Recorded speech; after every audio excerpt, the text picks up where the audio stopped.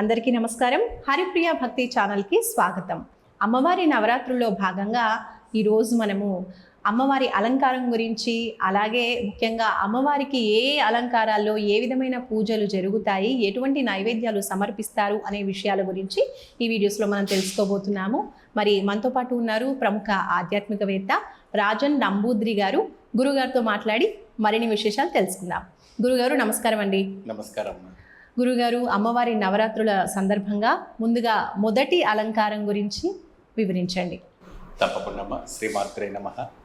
ముందుగా శ్రీ మహాగణపతి దేవతభ్య నమః. చూసే వీక్షకులకి నమస్కారం.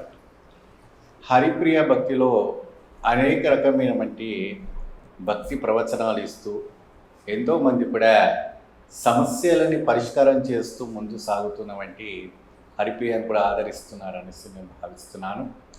మరియు అదే విధానంగా దేవి నవరాత్రులు మొన్నటి వరకు కూడా స్వామివారి వినాయక చవితి నవరాత్రుల విశిష్ట గురించి మనం మాట్లాడుకున్నాము. స్వామివారిని ఏ విధానంగా పూజిస్తే ఎటువంటి ఒక అష్టైశ్వర్యాలు సిద్ధిస్తే అని మాట్లాడుకోవడం జరిగింది. అమ్మవారిని మనం పూజించడం వల్ల ఎటువంటి అశుభలు తొలగి శుభ ఫలితాలు మనకు లభిస్తాయి. ఎట్లా అంటే ఎన్ని కష్టాలు ఉండనివ్వండి, ఎంత ఒక దుఃఖంగా ఉండనివ్వండి, మరి ఎంతటి నరఘోషతో బాధపడిన వంటి ప్రేక్షకులను ఉండవండి, రుణ బాధతో బాధపడే వాళ్ళు ఉండండి. సో అనేక రకమైనటువంటి సమస్యలో ఉన్నంత వాళ్ళందరూ కూడా ఈ యొక్క దేవి నవరాత్రిలో ఉపాసన చేయటం వల్ల చాలా మంచి ఫలితం లభిస్తుంది.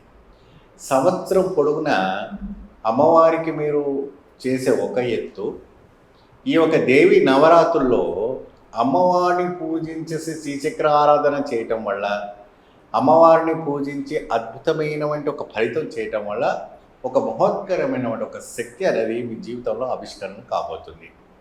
సిద్ధి, బుద్ధి మరియు అదే విధంగా ధనము, ధాన్యము, అనేక రకమైనటువంటి ఒక శక్తి ఆ శరీరంలో అమర్చుకొని ఉంటాయి. సో అటువంటి మహోత్కరమైనటువంటి ఒక కార్యక్రమం ఈ దేవి నవరాత్రుల్లో ఎటువంటి మానవులకైనా ఏ ఒక సమస్యలు ఉన్నా, ఎంత పాదాల కట్టిక దరిద్రంలో ఉన్నా ఈ దేవి నవరాత్రుల్లో మొట్టమొదటి రోజు వచ్చినటువంటి బాలా త్రిపుర సుందరి అమ్మవారిని పూజించడం వల్ల అతీతమైనటువంటి శుభ ఫలితాలు లభిస్తాయి. మరి ఏ విధానంగా అమ్మవారిని పూజించాలి? అమ్మవారిని పూజించాలి ఎందుకంటే మొట్టమొదటిగా అమ్మవారు దేవి బాల త్రిపుర సుందరిగా రావటము మన విజయవాడలో కనకదుర్గమ్మ దేవి ఆలయం నుంచి కాకుండా ప్రముఖమైనటువంటి ఆలయాల్లో కూడా విశేషమైనటువంటి ఒక కైంకర్యాలు చేస్తుంటారు. ఇక్కడ కొందరు ఏదైతే ఆలయం ఉందనుకోండి, మొట్టమొదటి ఆలయం అమ్మవారిని మాత్రం ముందు రోజున పూజిస్తారు. ఇప్పుడు మీరు సరస్వతి ఆలయం ఉందనుకోండి, సరస్వతి అలంకారం ఫస్ట్ మొదటి రోజు చేస్తారు. అదేంటి గురుగారు మీరు అక్కడ బాలత్రిపుర సుందరి అన్నారు, ఇక్కడ అమ్మవారు సరస్వతి దేవుడు అంటే అన్ని స్వరూపమైనటువంటి శక్తి స్వరూపిణి. కాబట్టి ఇటువంటి ఒక కార్యక్రమంలో అమ్మవారిని పూజించడం చాలా విశేషమైనటువంటి ఫలితాలు లభిస్తాయి. బాల త్రిపుర సుందరి ఒక అమ్మవారిని పూజించడం వల్ల త్రికోణ శక్తి లభిస్తుంది. అమ్మవారి క్రీంకారం కావచ్చు, ఓంకారం కావచ్చు, బీజాక్షర ద్వారా అమ్మవారిని పూజించడం వల్ల అతీతమైనటువంటి ఒక శక్తి రావటం అనేది జరుగుతుంది. ఏదున్నా ఏది లేకున్నా పసిపాలుతో ఉన్నటువంటి బాల త్రిపుర సుందరి అమ్మవారి దగ్గరికి వెళ్ళి అమ్మ నాకు అనుగ్రహించు, మా ఒక సమస్యల నుంచి అంతా కూడా పరిష్కరించి కటాక్షించు అని సావడానికి ప్రార్థిస్తే చాలు. పసిపిల్ల తత్వంలో ఉన్నటువంటి అమ్మవారు అంతటి మనసు ఉప్పొంగి ఆవిడ అనుగ్రహ కటాక్షి ఇవ్వడం అనేది జరుగుతుంటుంది. దేవి శరణ నవరాత్రులు ఏంటంటే ఉదయాన చేస్తారా, సాయంత్రం చేస్తారా అని కొంతమందికి సమస్యలు డౌట్ ఉంటుంది.